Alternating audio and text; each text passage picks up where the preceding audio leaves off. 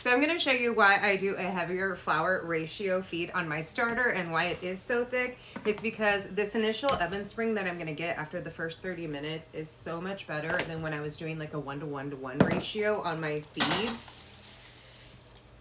I've had my Dutch oven preheating to 500 degrees for, I don't know, maybe an hour and a half at this point. I get a little squirrely and forget that I've got the oven going, but it'll be nice and hot and ready to bake this bread up. I like to do this little S-score in my batard shaped loaves because it just gives a nice little poof and ear. Let's grab out our Dutch oven here. I have been baking my loaves at 450 for the first 30 minutes and then dropping the temperature to 400, but this week I changed to 425 with the lid on because this Dutch oven in particular is just a little more efficient than my other ones, so I don't need to bake it quite as long or at a high temperature. So I am going to do 425 degrees with the lid on for 30 minutes, and then I'm going to bring y'all back to take off the lid and drop the temperature, and I will show you the oven spring I get with that higher flour ratio feed. I forgot to set a timer, so hopefully it's been 30 minutes or less. I don't really know, but we're going to check out the oven spring on this.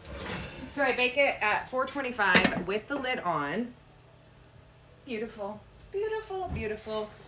And this is how she is looking. I am going to drop the temperature to 400 degrees and bake this for 25 minutes. I might check on it just because I don't really know how long it's actually been in the oven, and bring it back to show you the final bake. Well, I feel like I'm kind of making a liar out of myself because normally my oven spring doing that higher flour ratio feed gives me great big ears on my loaves, but I also might have kind of overproofed this when I was using that warming mat the other day. This is how she looks after baking. Again, I don't know how long.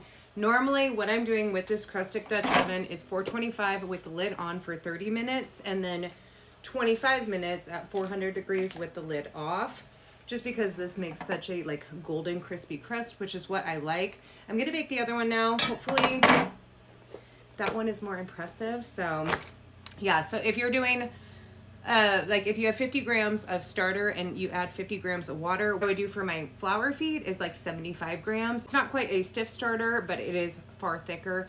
And normally that gives me a far more impressive ear than what I'm holding right now.